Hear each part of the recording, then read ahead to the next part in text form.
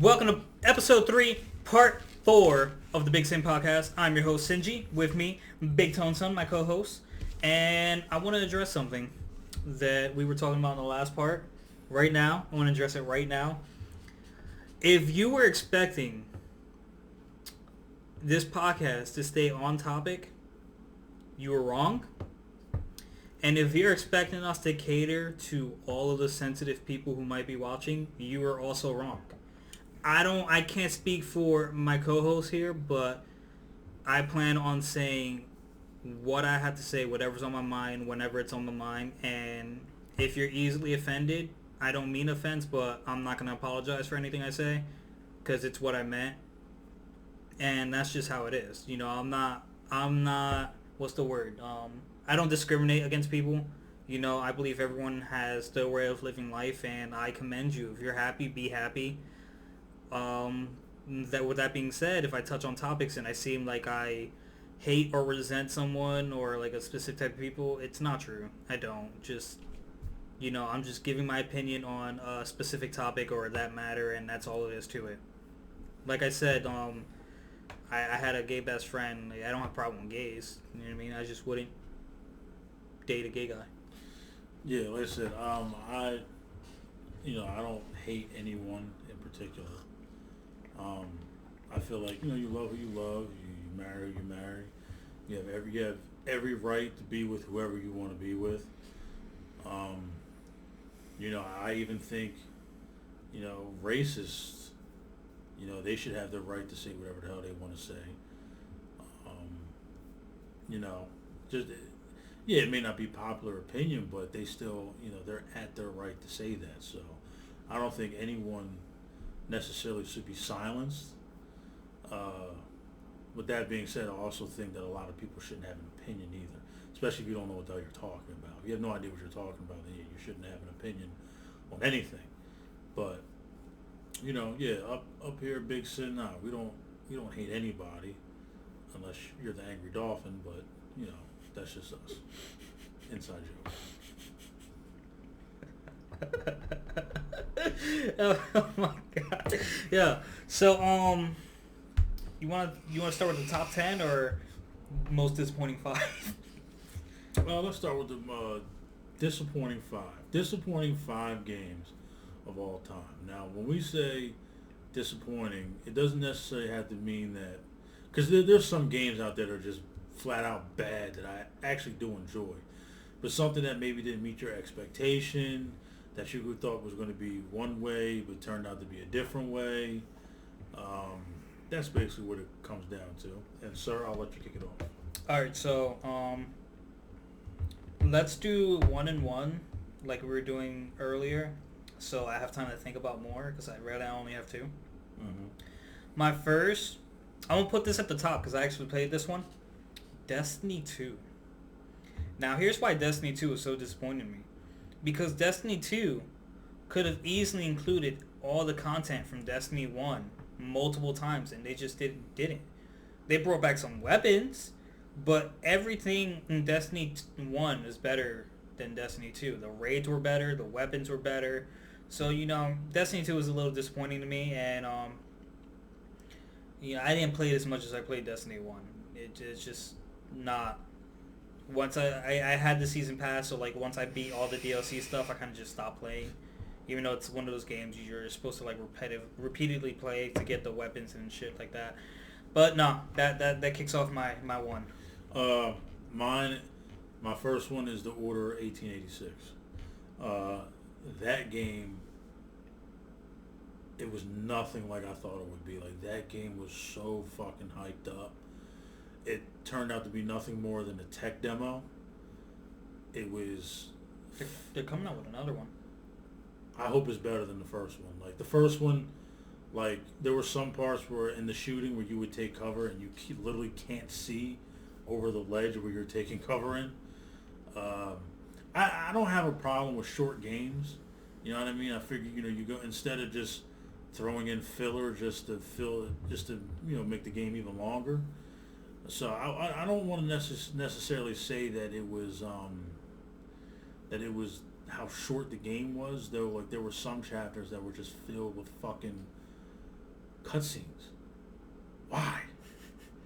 But like I said, it just turned out to be a giant fucking tech demo where I basically gave this company $60 just to test out whatever bullshit they were trying to test out.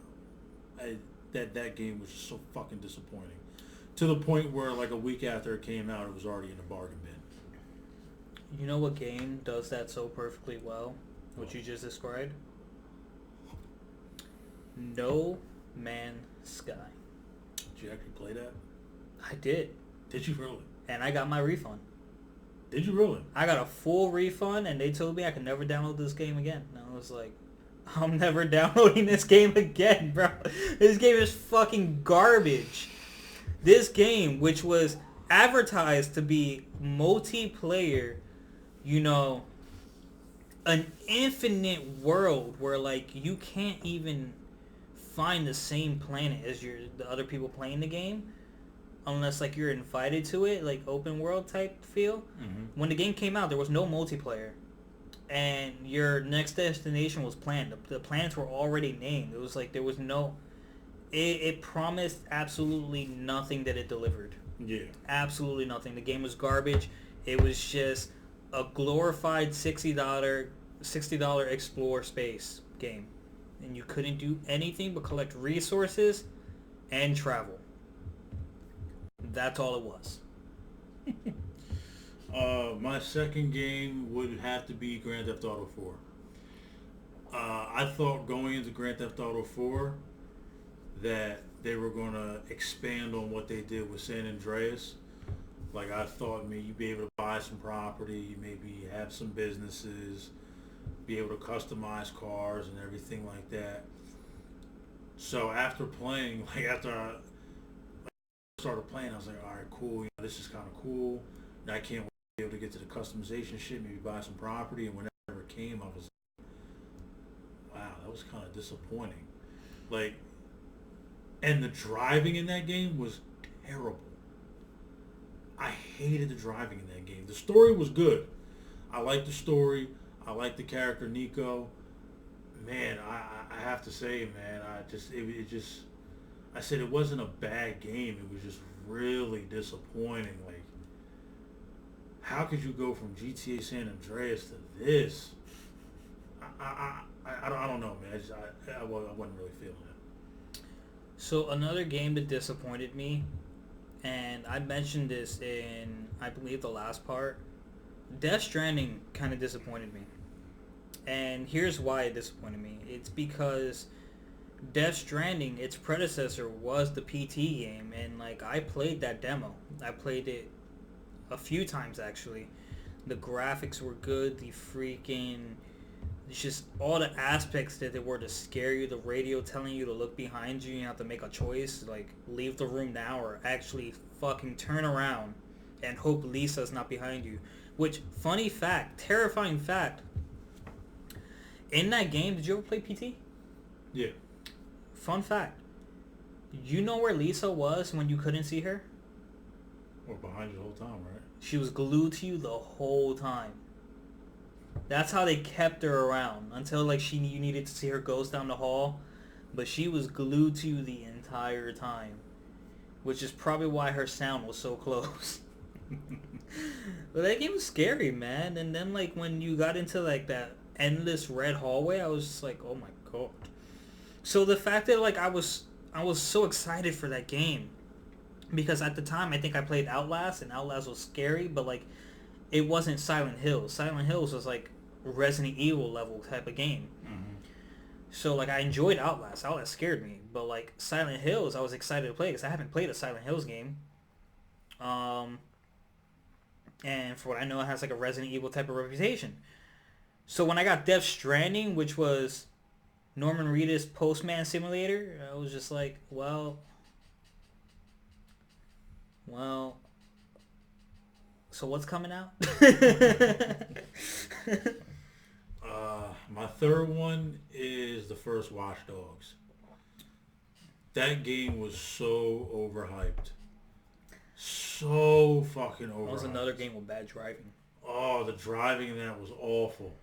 Awful. The story was dumb. The way they the way they downgraded the graphics, it was like like that was the game that was so overhyped that I pre-ordered it and even got the season pass that came along with it, or whatever DLC extra shit that they had with it. Mm-hmm. I don't think I even played any of the DLC or what. I don't even remember what it was. It took me. I want to say that game came out like 2015. I think it took me like 3 years to beat it because I couldn't go back. It was so fucking bad. I couldn't do it. But I finally just had to push through it, and I beat it, and man, that was such a disappointing game, man. Oh my god. All right, so 4. I'm gonna say Fortnite for one reason. Because Fortnite is a very popular game to this day. Like, overrated popular game. The guy who created Fortnite has made, no doubt, millions off this game. If not billions. If not billions. And instead of using that money and making a bigger version of this game where you can play on multiple maps, have multiple modes, he just rode the wave of what Fortnite was instead of making it something like as good as people think it is, it could be so much better. Yeah. So we're on. But 5. it's a good concept. It's good enough for you. You're at 4 for you. 4 for me. Mm-hmm.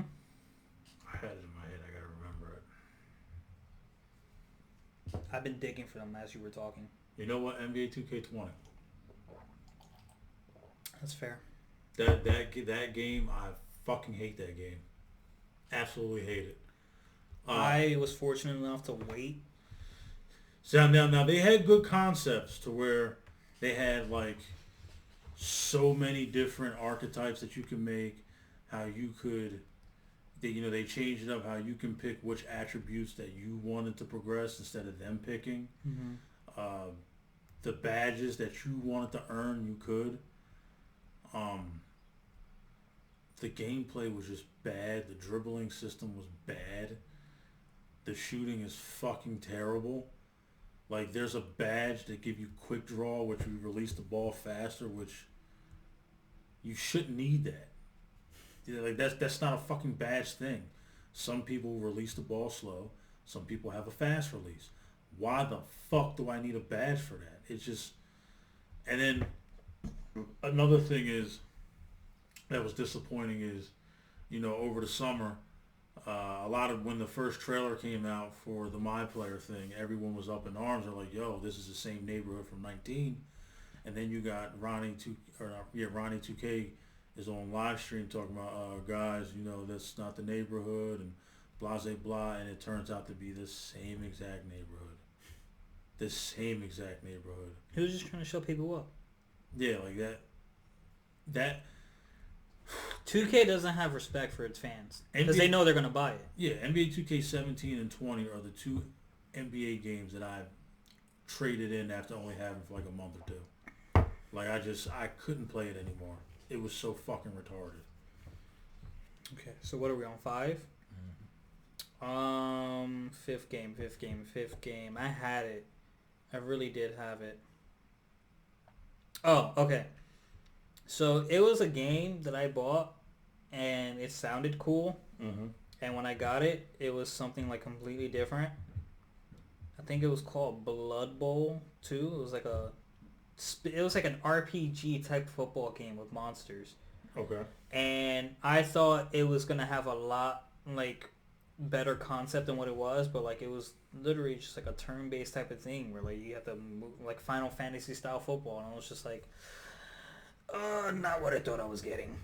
To be fair, this day and age with technology, probably should have looked up a gameplay. Yeah. My 5th one is the first Assassin's Creed. See, I haven't played the Assassin's Creed games. The first Assassin's Creed, which was another game that was pretty hyped up back in the day. That fucking game was so boring.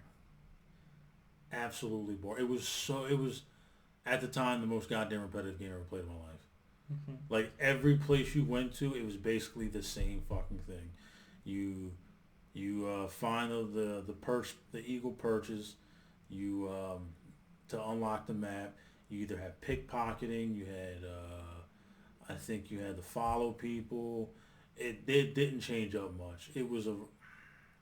That's another game that took me almost 2 3 years to beat because I was just so it was so fucking boring.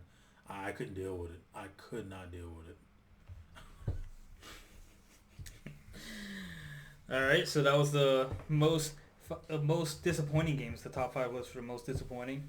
Do you want to kick off the top 10? Yes, we are going to start off with my favorite game of all time, Mike Tyson's Punch Out. We've already talked about this. I think part two. I think it was. It was during the Nintendo reel. It may have been beginning part 3, maybe. Maybe, but yeah, Mike Tyson Punch Out is my favorite game of all time. So that's the first game I ever remember playing.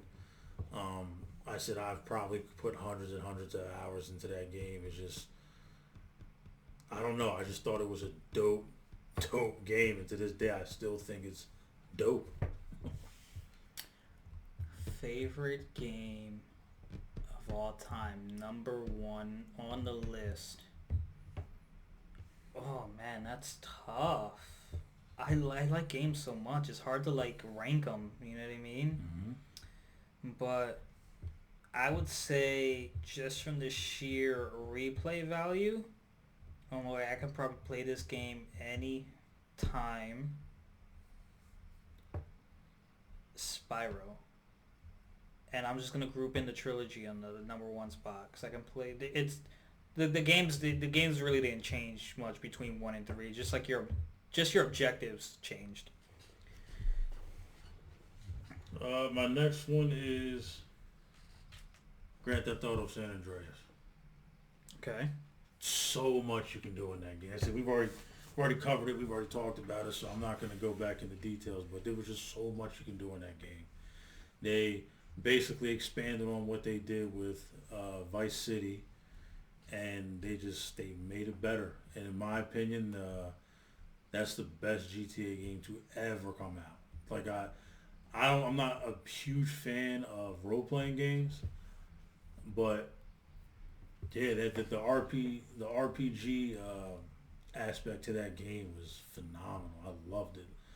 Like you could, it's just so much you can do, man. It's just such a good game. I mean, like you and a couple other guys are probably gonna convince me to play the next Final Fantasy that comes out. Oh, I don't like Final Fantasy. You didn't play the last realistic one that came out? Damn, it probably wasn't you then that convinced me. All right, well. Nah, the only Final Fantasy I liked was what you call it, 8, and I never even beat 8. I've only ever got to like midway through the second disc and just never beat it. Isn't 7 the popular one, or is it 8? 7. Like I think 7 they consider to be like the best one. Yeah, the best one. Okay, so my second favorite game, and like some of these I'm just gonna include series because there's so many games that I don't want to take up multiple spots on the list with just like one series. Another game I grew up with, Crash. You know, I'd play Crash in my mom's house, and it was a fun platformer. Yeah, we kind of talked about Crash too. We talked about all these games, so there's no really need to go into full detail. Like Crash is just an iconic. He was the PlayStation mascot for years and years and years, until Kratos became the PlayStation mascot recently. Okay, my third would be the Resident Evil series. Now I haven't beat all of them. See, I haven't beat 0. I've gotten to the end of 1 and never beat 1, but I beat 2, 3, 4, 5, 6, 7. I've never played Revelations. I beat Code Veronica X. I've even played like Resident Evil Outbreak File 1 or some shit like that. But yeah, Resident Evil series is, I don't know, it's just, I mean, they've definitely had their bad games, which 6 was pretty bad. 5 basically gave you a glimpse of what 6 was going to be. and then they basically rebooted it with 7, and now these fucking remasters are putting out. Resident Evil 2 remake. This Resident Evil 3 remake is going to be crazy. Like, I'm so excited for 3. Like I said, Resident Evil 3 is my favorite Resident Evil game of all time. In my opinion, it's the best one of all time.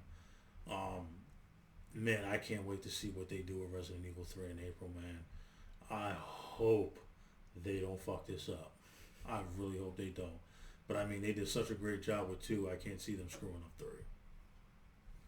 Okay, so number 3 for me, again, I'm gonna go with a childhood game for sheer replay value, and like basically the memory of it. I gotta go with Mario 64, and I'll throw in some other Mario games just so like Mario doesn't take up more spots. Mario 64, Super Mario Sunshine, and all the Super Nintendo Marios. Now that's including Mario 3, Super Mario World. Actually, my mom had the thing. It's Mario All Stars. It came with like all those games in like one. Yeah. So I just played them all, and like they were all fun. Like which one was it? I think it was Mario 3. Mm-hmm. The one like I would like, I'd sit there and like I just banged out in one day. I was like speed running before I knew speed running was a thing. Yeah. So yeah, Mario is gonna take my third spot. And then, like, I think after spot number 3, I'm going to throw in some, like, specific games onto this list. So we're on 4 now, right? Mm-hmm. Okay, 4, the Metal Gear Solid series. I do know there was a couple Metal Gear Solid games that were made, like, in the 80s. I forgot what system they were made for. But my introduction was the PlayStation 1. After that, I was hooked. Like, I think the first Metal Gear Solid is a perfect game. Gameplay is nice and tight. The gunplay was good. It was probably one of the most in-depth games I've ever played at the time. You played all of them? I haven't played the PSP ones. So like you played the one with like the 10-hour long cutscenes?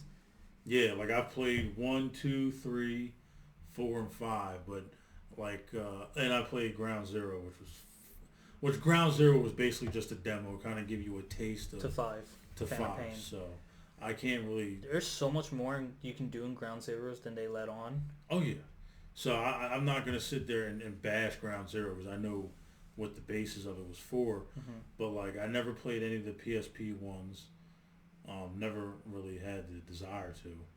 Yeah, but like if you play Ground Zeroes and play Phantom Pain back to back, the mechanics feel really different. Yeah, well, they definitely changed a lot. I think Ground Zeroes came out in 2014, and then a year and a half later, 5 came out. So they definitely did change a lot. Like they changed a lot of the aesthetics as well too.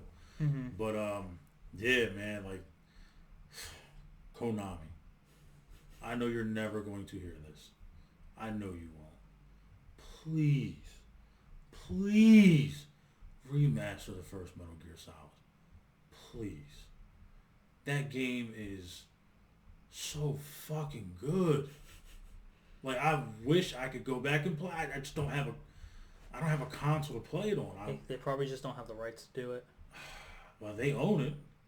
You don't think video has anything to do with I don't the think rights? I don't think he has a say so. No. No, I don't know. I don't think he has. Well, no, he doesn't have a say. It'd be very successful if they did. He doesn't have a say so because they made Metal Gear Solid. Phantom Pain. Nah, the Metal Gear Solid or Metal Gear Survive or whatever the fuck that shit. And then plus they made Metal Gear Solid pachinko machines and shit, which is fucking lame.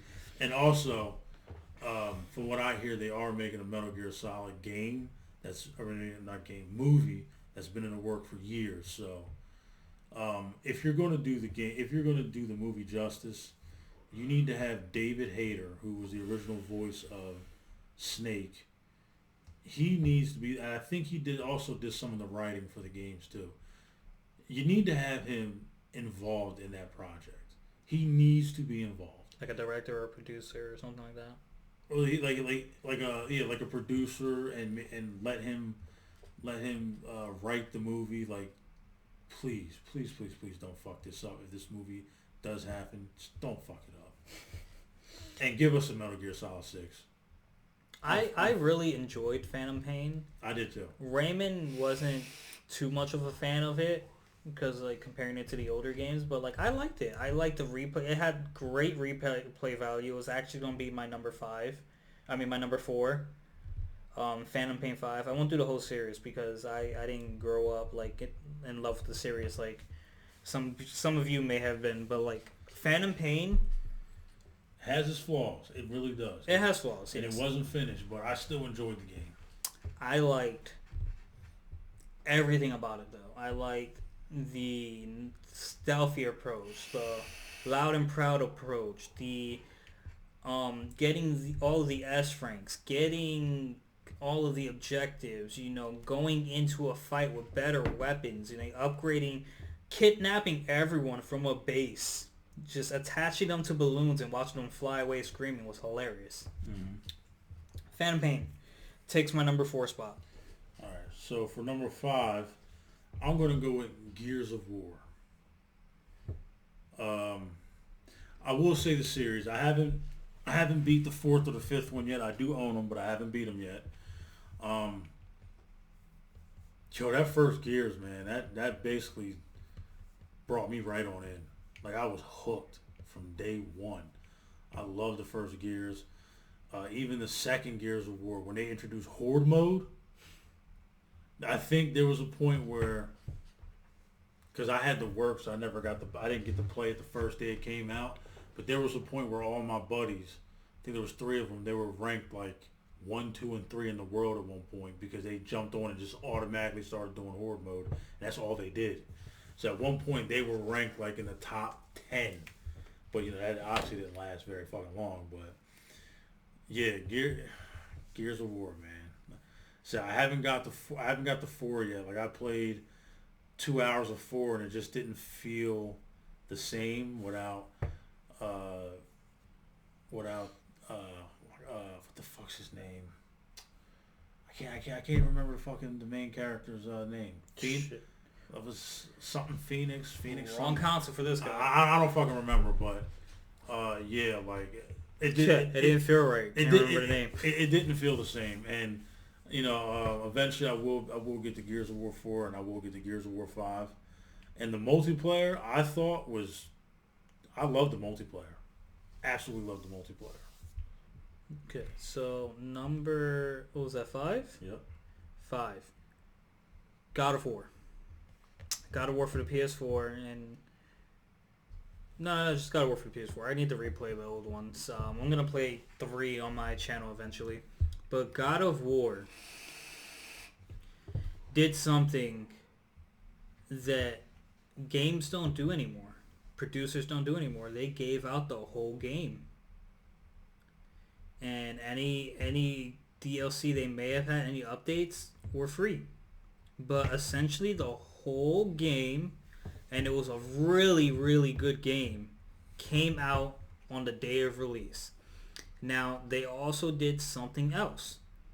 They pretty much kept the camera at his shoulder the whole time. You almost never have a different view in that game. It is a one position camera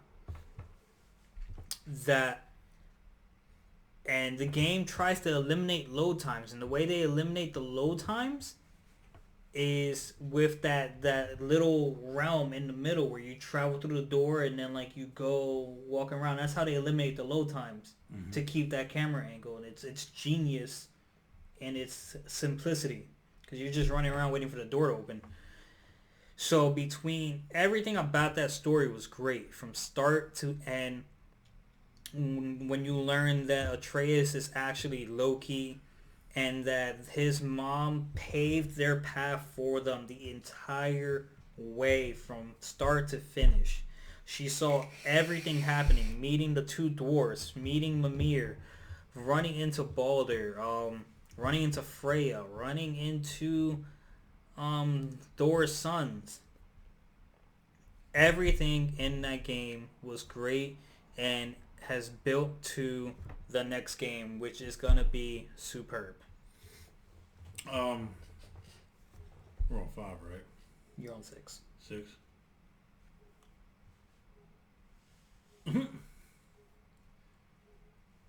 My number 6 would be Mortal Kombat 2. Really? Like I said earlier, in one of the earlier parts, and that might have been part 1 or part 2. It was part 1. When I was a kid, the place to be was the arcade, and there used to be lines and lines of people in front of Mortal Kombat 2. Like, I used to hang out with this Italian kid. I think his name was Vinny. I don't remember his name. It's been so long. He was like one of the best Mortal Kombat players I'd ever seen. Like, anyone step up to that box, he was destroying them. I've only ever seen him lose 2-3 times, but we'd be in there all day long and he'd be housing motherfuckers. I still remember the cheat code for the Sega Genesis version: left down, right down, up, left, right, and you could it's basically God mode where you could toggle whether you lost life or not, and that was the only way I could ever beat that game. So, but yeah, Mortal Kombat 2 definitely. Yeah, I love Mortal Kombat 2, man. All right, so 6. Horizon Zero Dawn. I loved Horizon Zero Dawn. The more I learned on the story, because like there's a story, and then there's a fucking story that you need to uncover. And once you learn why this world is like this, like it is mind-boggling. So like you are, what the hell was her name? I don't remember. What the hell was her name? All right, so you're the girl with the orange hair. You're an outcast. You've basically been shunned by everyone. So your main goal is to make everyone accept you in this show and like find out where you came from. The more you learn about this world, because like it seemed like Aloy. So you learn that like when you start off the game, it seems like a prehistoric but futuristic type of world, because like you're not advancing technology, but yet all the dinosaurs are made out of technology. So like it seemed like a different time period in like a different universe where like you were somehow behind on technology, but like the monsters were advanced enough to like be made out of technology. So you learn that in the past they were making these machines, but they gave the machines a virus, and like once the virus became through, they like basically hit a factory reset on the world and made machines to like basically bring life to the earth so that it was livable on, like life can be maintained on it. So they basically hit the factory reset button on the world, and that's why life was like so, even though the machines were technically advanced, human life wasn't advanced anymore because human life resetted and they weren't there with the technology at that point because they reset. Mm-hmm. And you find out that Aloy was the spitting image of the machine's creator. And the machine created Aloy because the machine had this deep connection with its creator, and that's how Aloy came to be. So that took my number 6. My number 7 is Streets of Rage 2. I played this game on Sega Genesis when I was a kid, and I can't tell you how many times I beat that game. Like, me and my dad used to play that game together. I love Streets of Rage 2, man. It was, I fucking loved it. Even the music, which was like, you know, that weird early generation music. Like, I even liked the music. And the boss fights were good. I think the level designs were good. Yeah, man, I love Streets of Rage 2. And like each character had like their own little superpower and shit. Streets of Rage 2, man, awesome, fucking awesome. All right, so number 7, I'm gonna go with Infamous Second Son, one of my first games for the PlayStation 4. I just like the story, the different routes you can take it. You can either be a good guy or a bad guy, so you're basically like a hero or a vigilante type of person. Because you're not like anti-hero. You're still beating the bad guy, but you're also a bad person yourself. So you're kind of like a Deadpool, if you will. Even though Deadpool is more of like a hero, an anti-hero. You're kind of like an anti-hero, and I love the bad ending because it's hilarious. Because like even though you're supposed to be a bad guy at that point, you're still doing all this shit for your tribe, the people who raised you. And in the end, when like you get the ability to heal them and stop them from dying, they turn their back on you because of all the bad you did. Yeah. So he's just like, in the end, it ends with him like killing them all because they turned it back on him. I just like things like that because it's like unexpected. Mm-hmm. I like bad endings because like I feel like a good ending is too cliche now. Yeah. That was my number 7. My number 8 is 007 GoldenEye. I can't tell you how many countless hours I poured into that game. That was the generation where you got to call the homies up like, yo, man, you trying to get into some GoldenEye? Oh, man. Oh, my God. Even like the... GoldenEye is the best game... game, movie tie-in, whatever thing of all time. I mean, nowadays, like if people played it now, like the controls are really wonky, they're crazy as hell. But that game, man, that game was fucking awesome, awesome. Especially when you play with the golden gun, you played on the facility level.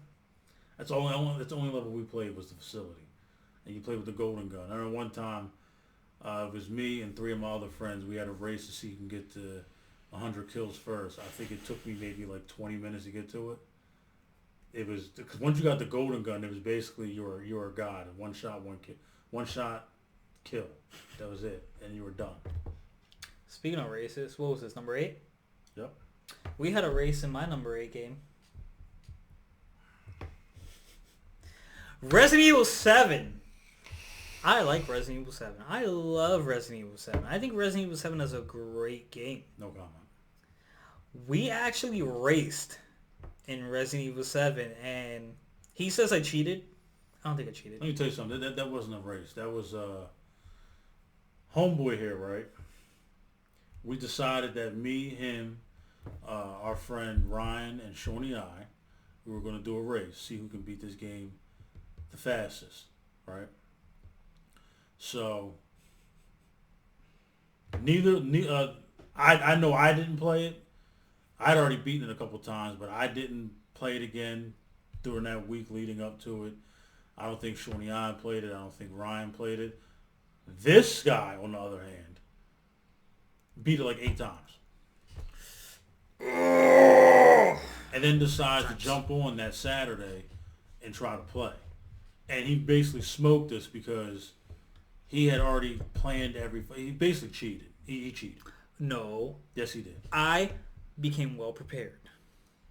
I was well prepared for this race. No, he wasn't. He was so scared that he was going to lose that he beat it a bunch of times. Why would he be scared to lose? There was nothing on the table for Doesn't it. matter. You even admitted to it. What? That I was scared to lose? That you wanted to win so bad. I wanted to win. I wasn't scared to lose. So you cheated to win. Man, listen. Being prepared and cheating are two different things. You know, they could have prepared. They knew we were gonna race. They could have played the game one more time. I couldn't prepare because on a Friday, because I think we came up with this on a Monday. So, I got other shit going on, so I didn't get a chance to play it at all. Early Thursday morning, I had to catch a red-eye flight out to Minnesota. True. And then drive all the way back home with my dad, which was like a 21, 22-hour drive. Still true. Came home, slept for maybe 2 hours. Yes. Got up, played basketball that day. Came home. I had spent. I had to, my dad had moved back here, so trying to get him situated. Trying to spend some time with my family because I missed them basically the 2 days I was gone. So come Saturday, after hanging out with my dad and my family all day, when it comes time to do this race, got home and got smoked. by a cheater. Smoked. By a cheater. Like, I'm like listening to where they're at, and I'm trying to say that like I'm a little ahead of them. I was like half an hour ahead. Eventually, like maybe 45 minutes ahead. I was like, at this point, I'm like, how are you there? And I was like, yo, I got my route. And it wasn't like, I think I beat the. How long did it take you to beat the game? How long? I think it was around like a couple hours. So I think I beat it in like 4 hours or something. So I think he had me like by a good half hour, 45 minutes. And I think one guy didn't even. I don't remember. Shawnee, I quit. Yeah, Shawnee and I quit. And I don't know if Ryan. I think Ryan stopped after you beat it. I think he did too. Yeah. There was no point at that point. I was just like, Yeah, you cheated. So my number 9 will be Jet Grind Radio for the Sega Dreamcast. I can't tell you how many times I played that game. It was the first inline skating game that I had ever played, and the fact that you can go around just writing graffiti on everything, and I like the music too. I like the animation, I like the whole aesthetic of the game. Like, it was really good. And even though like a lot of the levels you would go back to the same levels, there were different areas you can go to. You can unlock new different type of graffiti to do. It was just all around. It was a really, really fun game. Man, I wish they had it available for the PlayStation 4 right now. I have it on my Xbox One, but I gave my Xbox One to my son, so needless to say, I don't get very much time to play that game. Hence why I haven't beat Gears of War 4 or 5 yet. Fair. Number 9, Mortal Kombat Shaolin Monks. I like this game because you can play it by yourself or you can play it with a partner, a co-op, and when you get through the game once, you unlock Sub-Zero and Scorpion. You can play the game all over again as those two. Or you can play as like a mix between Kung Lao and Scorpion, or Kung Lao and Sub-Zero, Liu Kang and Scorpion, you know what I mean? Here's what's funny about this game. If you play as Sub-Zero and Scorpion, the cutscenes are still for Kung Lao and Liu Kang. And at some point as Sub-Zero, you fight yourself, and at some point as Scorpion, you fight yourself because they're enemies in the game. So like that part's kind of funny. But I still think it's a really fun game. It's hard at the end because you basically have to fight 3 people back to back to back with like one health boost, like one thing that gives you some health back. I don't even think it's a full heal. It's just like if you need it, use it. But you have to fight 3 people back to back, and you only get one of those, and you're in an arena, so you don't have many places you can go. So it's like run, long distance attack, run, die, start over. You know what I mean? But yeah, that was my number 9. Before I move on to my number 10, here's a fun fact about Jet Grind Radio. Even though I like the soundtrack to that game, there was this album that I bought. It was called the NWA Legacy Volume 1.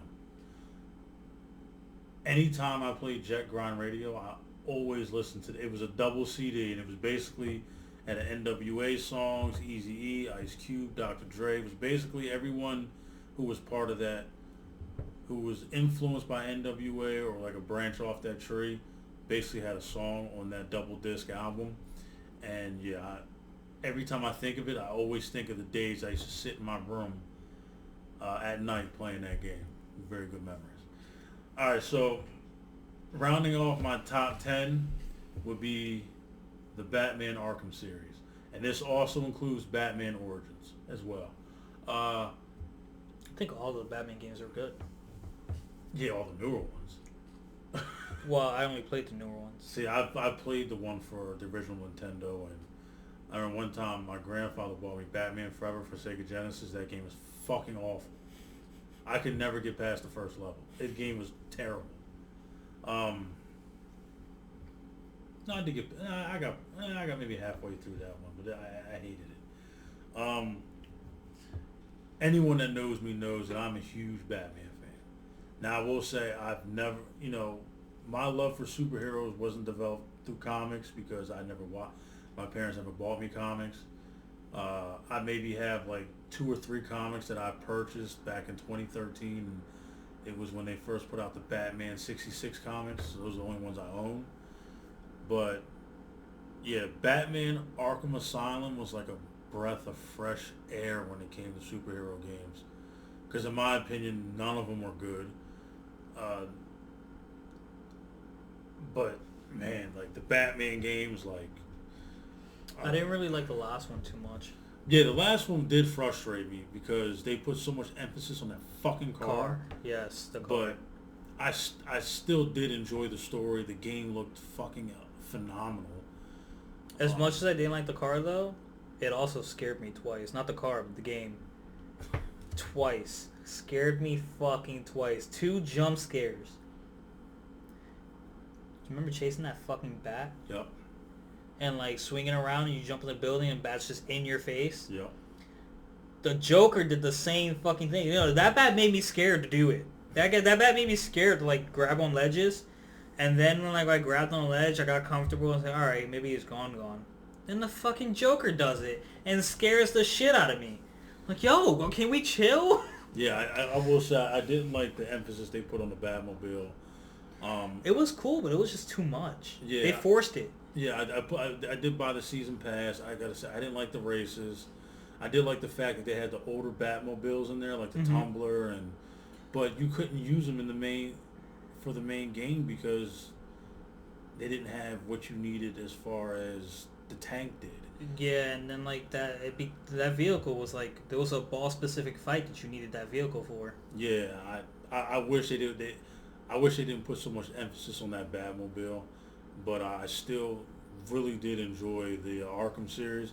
The best one is Arkham City. By far the best one is Arkham City. Arkham City was fucking phenomenal. My wife bought me that around the time it first came out. We had just moved into our home. So we were a little short on cash, but she bought it for me. She actually charged it on her Best Buy credit card. And man, I played it so much that first week I wound up beating it. And I've gone back multiple times and I've played it multiple times. I beat that game 100%. Did everything. Solved all the riddles, did all the little side quests and every fucking thing. That game was amazing. I tried to beat the last one 100%. I tried solving the riddles after I was done with everyone else because I wanted to fight the Riddler. And one of the riddle trophies, it was like glitched and I couldn't get it, so I just fucking stopped because I was like, well, if I can't get it, I'm not gonna fucking do this for no reason.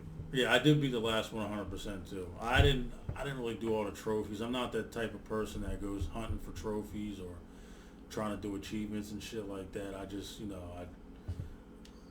but if I can beat a game 100%, I will. And yeah, those games I actually took the time out to beat 100%. With that being said, please remaster Origins. Origins is a really underrated game. They had some really good boss fights. And I don't understand why it's looked upon as the bastard child of the series. That game was really fucking good. Alright, to finish off my top 10 list, at the bottom of my list is Dragon Ball Z Budokai Tenkaichi 3. Okay, that wasn't a mouthful. It was definitely a mouthful. It came out for the PlayStation 2, and it had the full story, kind of like an open world feel. And, it had the stories from Dragon Ball all the way to Dragon Ball Z.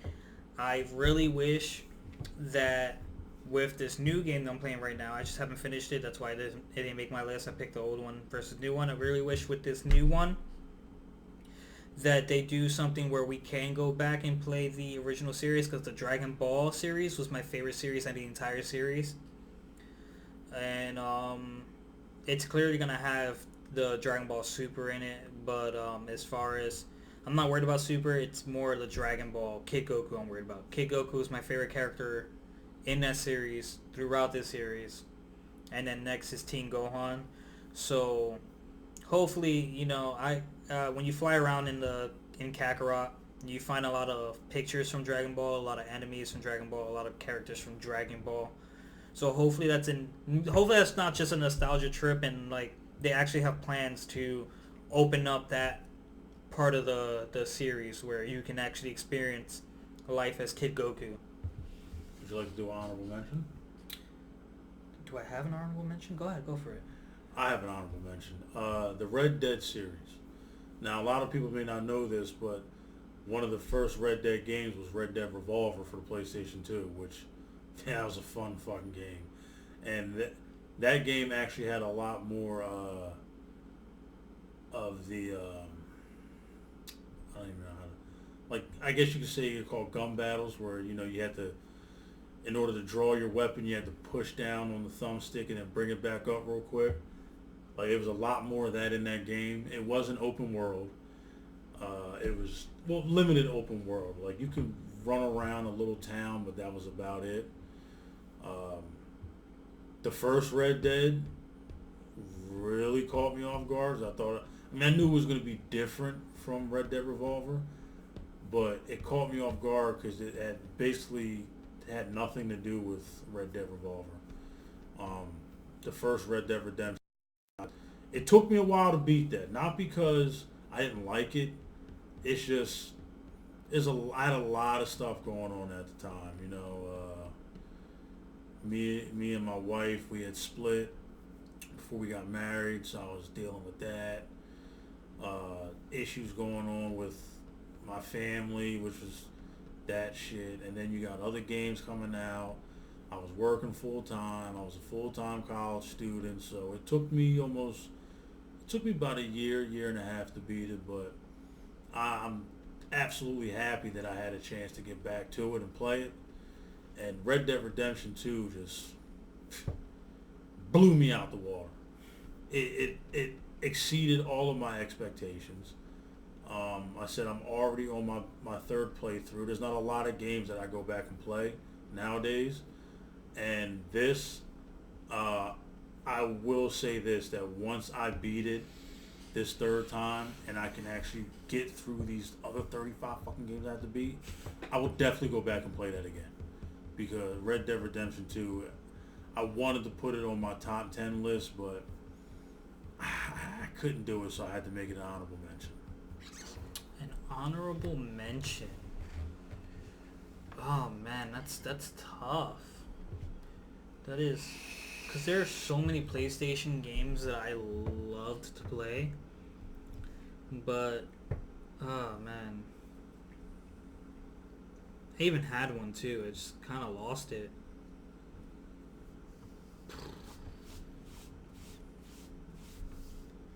Maybe I'll come up with it later, guys. I have no idea. Okay, so before we end this, what are you looking forward to in the future? As far as games coming out and where you think games are going to be headed?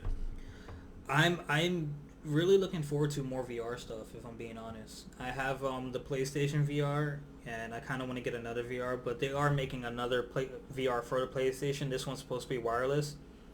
But with how well Resident Evil did in the VR, like Resident Evil 7 and Resident Evil 7 VR, two completely different experiences. And like once you experience it in VR, it's so much more authentic, and like it brings the first person view aspect to it to like life. Like you see everything right in front of you. So it's no secret to you that like I'm into anime.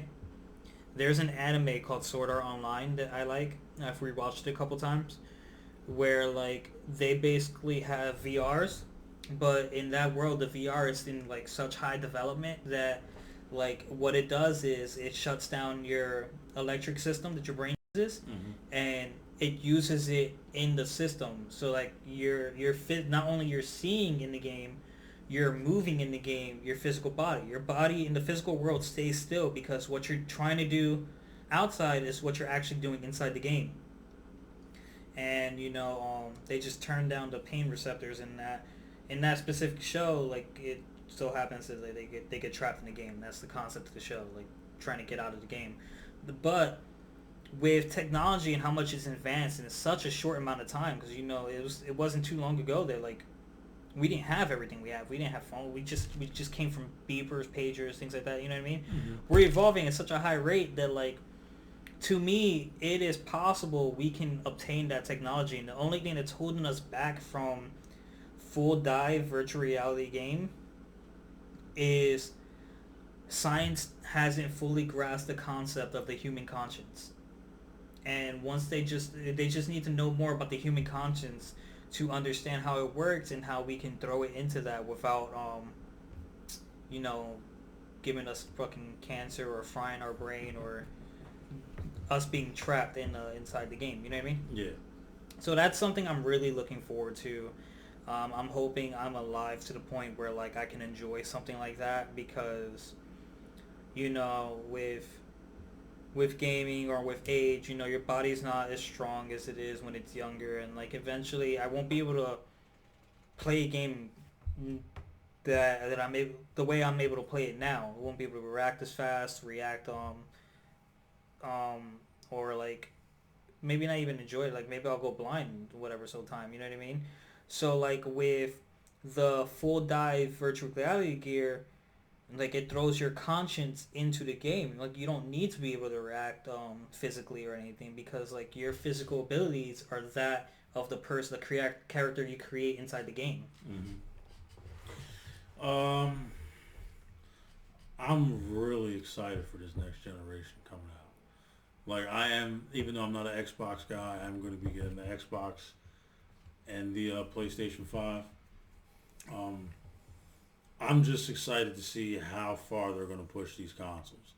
Like I know a company that's really going to push a console to its limits is going to be Rockstar, because they did it with Grand Theft Auto 5 for the Xbox 360 and the PS3, and then with the PS4 and Xbox One. And they did the same thing with Red Dead Redemption 2, where they just pushed that console to its limits. And I'm so excited to see where they go with this next generation. Like,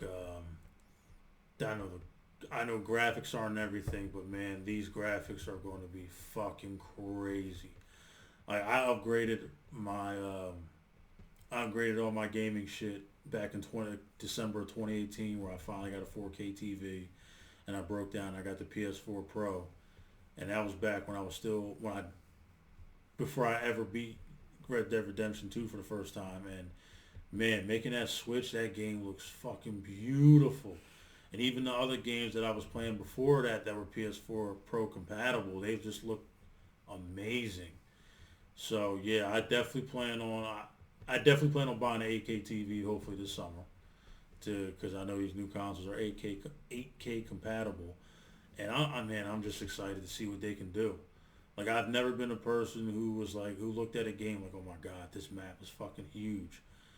You know, Games these days are really, really, like when you just stop and look around, they're so fucking amazing the way they look. yeah, like before I came over to do the podcast today, I was literally in Red Dead Redemption 2 fishing for a legendary fish, and I just stopped for like 5 or 10 minutes and just looked at my surroundings, and I was like, man, like I wish that I lived back then, because I would definitely have me a house by a little river, Mm-hmm. and I'd be content, I'd be set.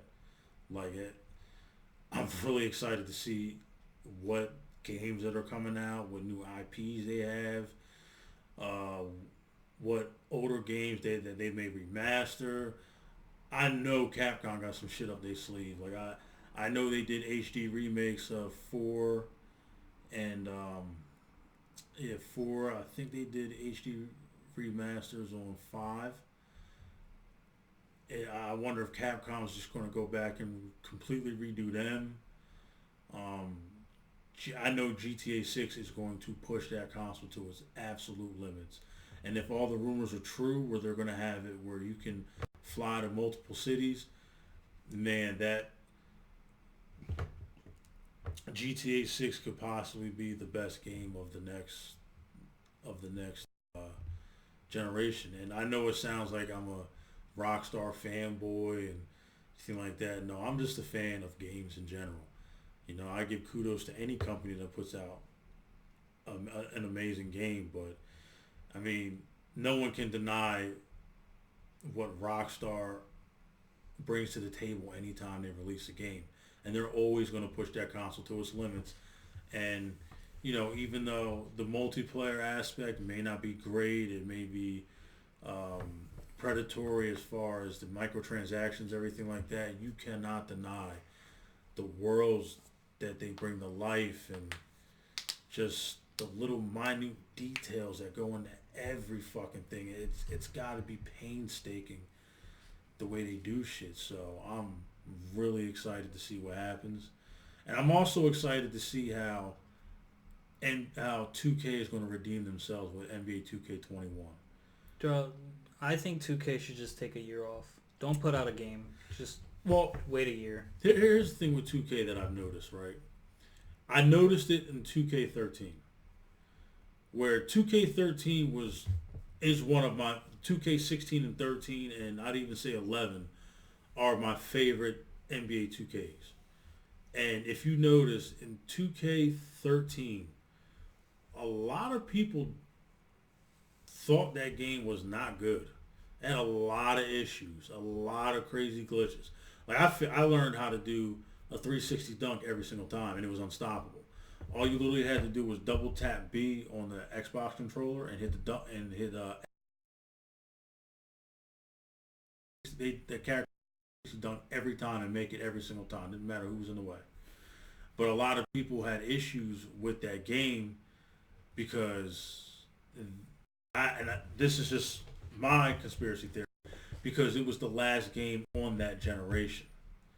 Well, technically it wasn't, but when you go to 2K14, they released it for Xbox 360 and the PS3, but they also released it for PlayStation 4 and Xbox One. And that's when they introduced the whole playground thing, which 2K14 was not perfect. It was a solid game. It was a nice introduction into what to look forward to in the future. The My Player I thought was pretty dope, where you had a mentor from a team to take you under the wing. I probably played a good 50 hours in the playground. The playground was fun. So with 2K20, I had a feeling it wasn't going to live up to the expectation that a lot of people put on it. No, not at all. But I think 2K21, I think that they're really good. They have to come out swinging. They have to come out swinging. I think for 2K20, they kind of just threw some shit out there just to get it out there. I think for 2K21, I believe that game has been in development for a few years now, just trying to lay the foundation of it. Now, once they got the foundation of it, then they'll start building upon that. Do you think they've just been putting out games and like saving the big mechanic changes for the new console? It's a possibility. I said 19 was a really good game. Like it almost was, in my opinion, it was almost better than 2K16. When that game first came out, it had its problems. It definitely had its issues. A lot of updates fixed some things. It still broke some things. But I love 2K19. Like that, I haven't played it in a couple months, but yeah, I love 2K19, and that's obviously that was the last good 2K on this current generation. But I am excited to see what they're going to do with NBA 2K21 and Madden 21, because I think 20. I said 20 is not perfect, but they definitely improved from 19, because 19 was fucking bad. 19 was so bad, but 20 was definitely really, really good. So I'm excited to see where they go as far as GTA, the sports games, and obviously the IPs, and if they're going to continue to do remasters and everything like that. I feel like this generation was a generation of remasters. We got a lot of remasters, Not but just games, movies. oh yeah, Yeah. but I mean, even the remasters I still enjoyed. Mm-hmm. You know what I mean? Like I'm enjoying Resident Evil. yeah, the Resident Evils, The Last of Us. I know they remastered Assassin's Creed 3, which I never got to beat it. I only put 2 hours into that. I plan on getting that remaster soon as well. But yeah, man, this generation was definitely the generation of remasters, and hopefully they continue that. You know, it definitely has a nostalgic aspect to it. So yeah, I'm really excited to see what this next generation is going to do. Hopefully they do good. I remember my honorable mention. Portals 2, believe it or not. I never played it. It's an Xbox game. Never even wanted to play it. Yo, it's like I like puzzly things. I like solving puzzles and shit like that. And like it took puzzles and co-op and made it like, hey, I have a solution. And I'm like, no, I got a solution. Well, mine's gonna work. Well, mine's gonna work. No, just shoot a portal right here. It's like, no. You gotta put it right there. You shoot yours there. So it's like it was cool. It's a cool puzzly game. I mean, I like puzzle games too. It's just that Portal just never. I don't know what it's about. I don't know anything about the game. You're basically an experiment that some I like to machines me running to on me Portal 2 just seems like you just put a hole in the wall and then you just move on to the next shit. That's just my opinion. That's what I thought it was. That's like that would be like the first level. Just put a hole in the wall, move on to the next level. But then it's like figure out where to put the hole in the wall so you can get this cube to land here, and otherwise send your body flying. But make sure you put a hole in this wall before you fly into the wall so that you have the momentum to send you flying across the map.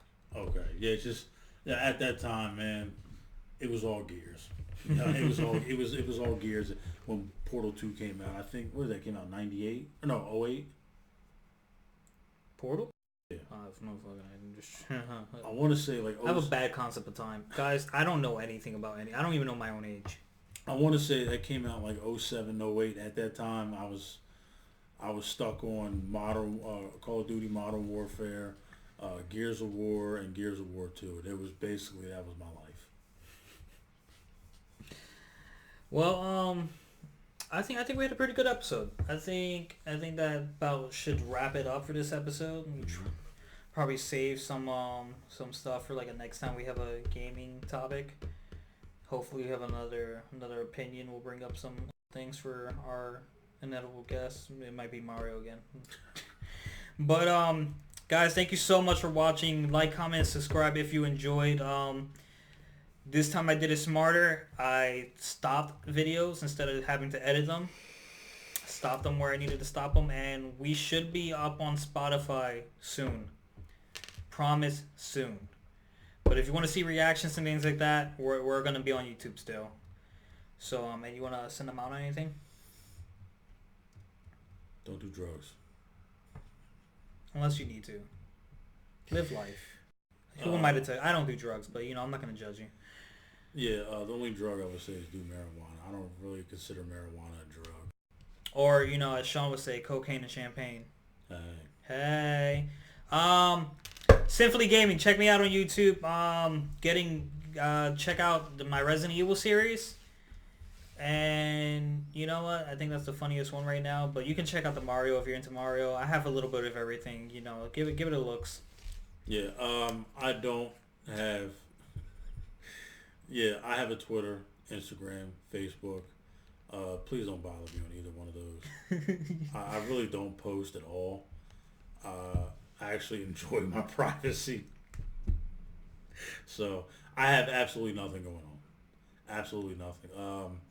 If you're looking to remodel your house or build a house, I could do a blueprint takeoff for you. Come measure some doors, some windows. I don't know, whatever it is you want to do. Just don't hit me up on my social media stuff. Oh, before we cut out. All right. Okay. While you're doing your talk, go ahead. Because I never got a chance to explain this. So, my gamer tag is Big Tone Some 101, right? There's a nice little story that goes with that. So, everyone always called me Big Tone. Always. Up until they first met my father. when we graduated high school.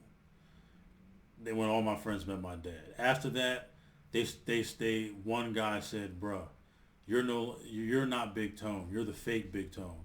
You're Big Tone's son." So when I got my Xbox 360, I'm trying to think of a gamer tag name, something that was unique.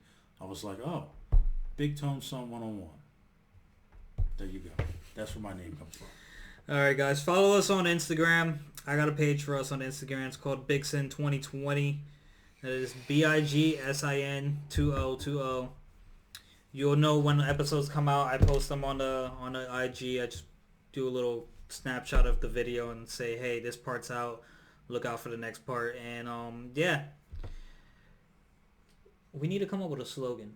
We're gonna come up with a slogan by episode 4. We're gonna do it. I don't know what it is yet, but we're gonna figure it out. Till then, see you guys. Bye. Peace.